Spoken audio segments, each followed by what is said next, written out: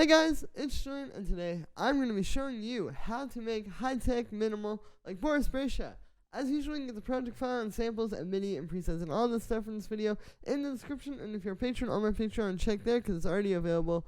Let's get started. This is loop here in the intro. We're at 125 BPM, and the first sound that we have here is the kick, which sounds like this. So here it is. It's just this kick sample here. You can see I've got it going through a bit of drum bus, and the drum bus is set actually pretty intense. Like, if I turn this off, you can hear a pretty big difference. So yeah, it's really helping with just like the punch of the kick and making it sit in the right place in the mix. After that, I have this tuner here, so you can see it's tuned to F. That's the key of the track, so yeah, definitely want to make sure your kick is in tune. After that, I have this EQ8. This is just kind of like focusing in the kick a little bit more on what I wanted. Like with this kind of kick, you usually want a very fat line and then kind of like more of a scooped mid-range. So you can hear the difference there. This just kind of cleans up the kick and makes it sound very like crisp and sharp like you want for the style. And then the last thing I have on here is this utility, just converting it to mono because this sample was in stereo. And yeah, just kind of a simple thing there. That is it for the kick. The next sound we have here is the bass, which sounds like this.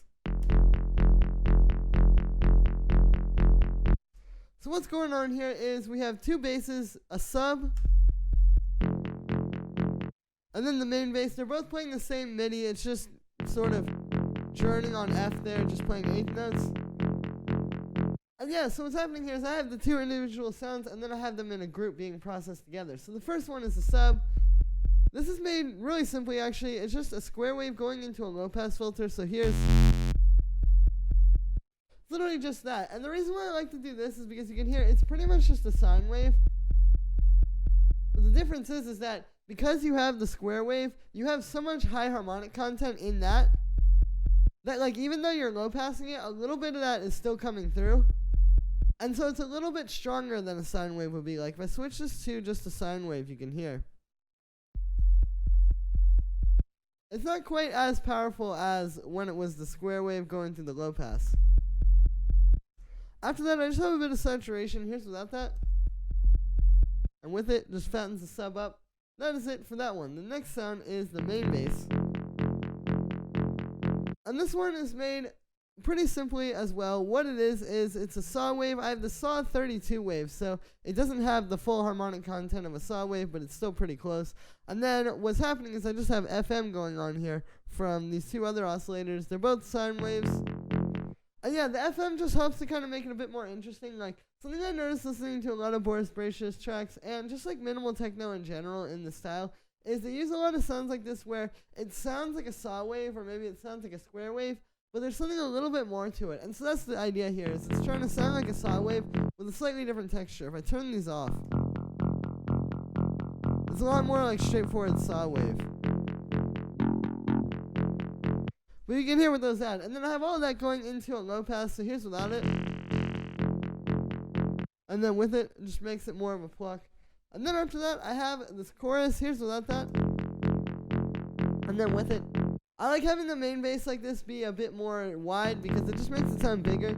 Even when you're hearing this in a club and it's in mono, because club systems are in mono, it's still going to sound bigger just because of the way the chorus affects the sound. After that, I have a bit of saturator. Here's without that.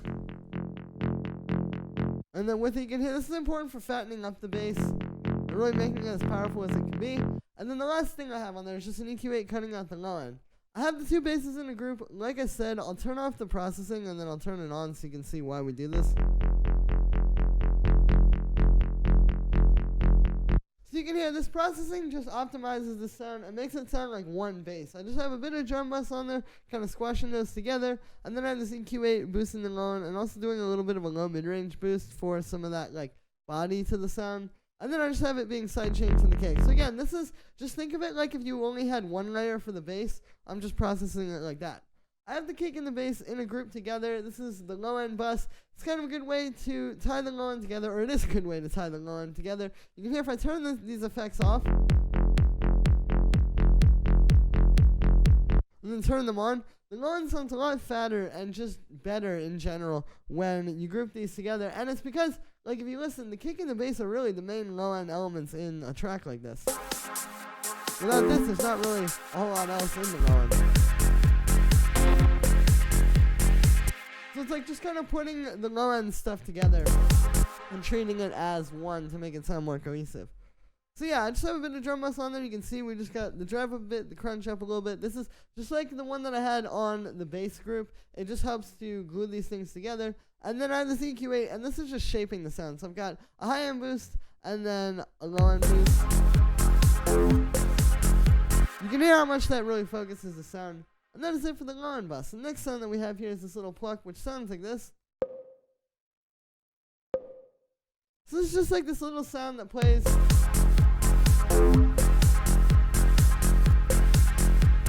at the start of every bar, pretty much.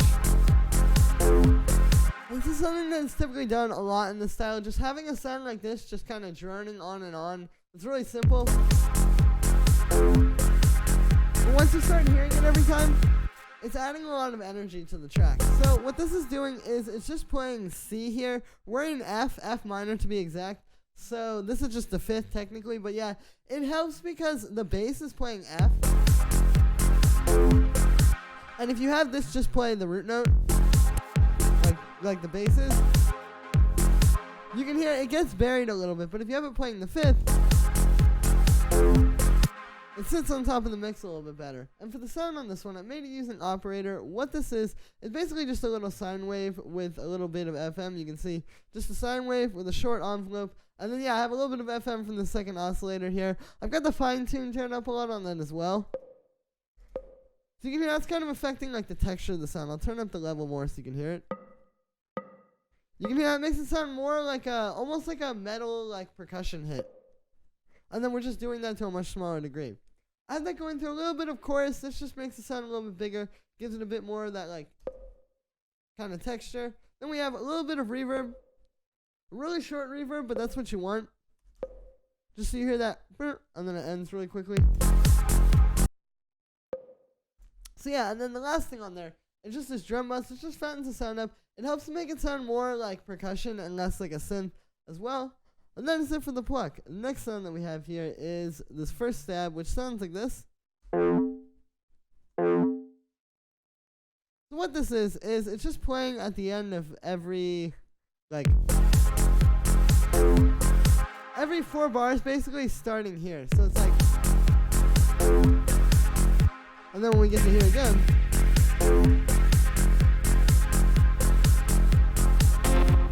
and yeah, you can hear this and that other stab that just played are just kind of like some extra sort of punctuation, I guess. With this style, you know, it's very driving and kind of like you're playing the long game, like you're kind of building over time. So you're not going to have a lot of elements like melodies, and I mean, of course there are melodies in this style, but you're not going to have, you know, just like a long melody going on and on, keeping the track interesting the way you would in like a pop song or something like that, or maybe even just like other styles of techno or house. But with this style, because you don't have those kind of lead elements, you have stuff like this, which is more just kind of like keeping the energy going and keeping it exciting and interesting because you keep hearing new stuff at interesting times. So yeah, this is just playing F, I'm pretty sure, yeah, F. And then you can see for the sound on this one, it's made using operator. It's just this FM sound using 3 sine waves, kind of put at different octaves like this. And then those are going into a bandpass filter. The bandpass, even though I have the envelope set, the envelope isn't turned on. But I do have the automation here on this filter, so you can see it just kind of goes down over the course of the time the sound is playing. This is really subtle, but this is actually pretty noticeable. If I just have it sit in one place, you can hear. It's not the same sound as when it's moving. Like that. So yeah, and then I have that going into this resonator. Here's without that. And then with it, you can hear, this is cool because I have it on the B setting. So instead of being like just a super metallic sound, it's more so just giving this like a really nice resonance. Like this resonator, the way that this works kind of already sounds very similar to the FM sound that we're doing here. So it's just adding an extra sort of like resonant life to the sound again without it. And then with it. You can hear like it's just kind of bringing the sound to life a little bit more. After that, I have a bit of saturation and drum bus. These are both just fattening the sound up. Here's without them both. And then with the saturator. And then with the drum bus. So yeah, you can hear, very important here for making the sound powerful and just making it like able to contend in a mix like this. Like, it's just not going to sound right if you just have that in the middle of your track. It's not going to fit. So yeah, and then the last thing we have on there is just an EQ8 cutting out the low. That is it for the first stab. The next sound that we have here is the second stab, which sounds like this. So this is playing this chord. This is just F, the root note of the key we're in, because we're in F minor, like I said, C, the fifth, and then another C up top. So it's kind of just like one of those things of like making interesting chords with different notes that will fit together. This isn't technically a chord. There's no chord that's just F and then C another octave up. But, you know, it's just kind of like taking notes that are going to fit and making interesting things, because it's going to sound a little bit cooler than if we just do like F, G sharp, and C, just like a standard F minor chord. So yeah, and then for the sound on this one, this is also an FM, so you can see it's just it's just a sine wave, a saw wave, and then another sine wave, and then those sound like this. And then you can hear I put them through a low pass. So yeah, kind of similar to what I was talking about with that main bass. It's like getting what sounds like a saw wave, but obviously it's a little bit different because we have the FM. And then yeah, with the filter, we just have a bit of an envelope on there. That is it for inside the synth. After that, I have a bit of chorus, just kind of making the sound a bit bigger. And then we have some echo doing 16th notes, just very quick, but still giving it a bit more space. Then we have this drum bus, which fattens the sound up, kind of brings out the echo a little bit more as well in the chorus. And then the last thing we have on here is just an auto filter, which is cutting out the low end. I have it on the high pass setting. And that is it for the second stab. The next sound that we have here are these chords, which sound like this.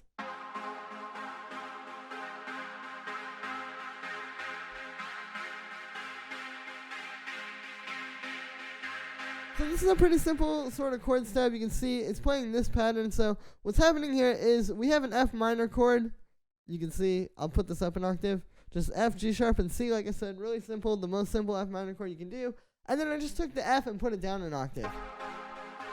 So just kind of spreads it out. It's subtle, but it does make a difference in terms of just making it sound bigger and more interesting.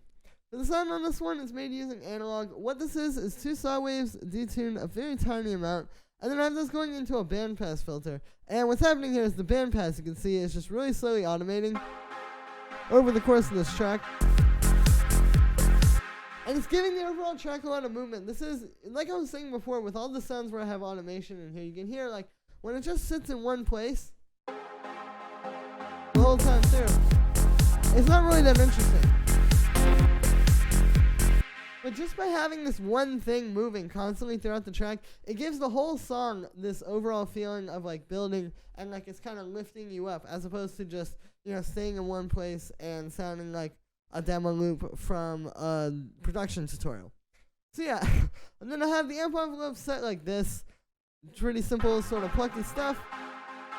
Then I just have a bit of vibrato and a bit of unison to kind of give it some more character. And then it's it for inside of the synth. After that, just a bit of chorus, just giving it some space. You can hear what that does when I turn it off. Then we have this echo doing dotted eighth notes as well as this reverb. These are both giving it space. With this kind of sound, you definitely want to do echo or delay and reverb to just give it the maximum amount of space. Then we have a bit of drum bus, just fattening the sound up. You can hear that's pretty crucial. And the last thing on here is just this EQ8 cutting out the low end. And that is it for the chords. The next thing we have here is the snare, which sounds like this. So this one's really simple. It's more about the type of sound you choose. If you listen, this is just like a very bright, sharp snare like this. It's almost like a trancey kind of snare, to be honest with you. Like a psytrance snare or something. But yeah, it just sits really well like on top of the kick, you can hear.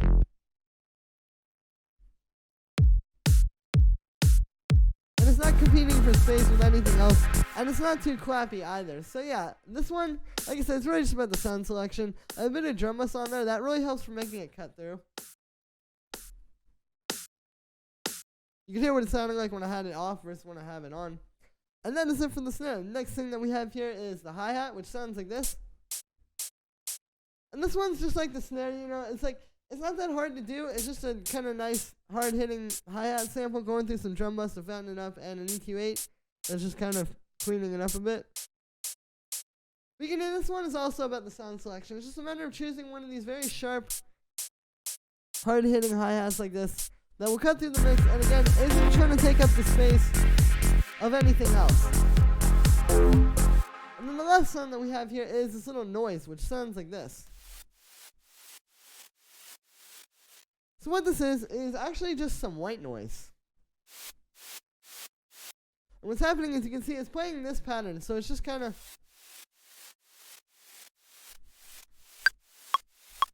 It's coming in on the 16th note here, but as you can hear, it doesn't have a 16th note rhythm at all. It's more like 8th notes. So what's happening here is basically we have some white noise, like I said. And then what's happening is I have a bit of an envelope on it. It's got some attack, kind of building it up. And then I have a grain delay. And so the grain delay is what's giving it that kind of cool texture. The key here is the spray setting. If you turn the spray down a lot, that's how you get that like really spread out sound. If I turn that up,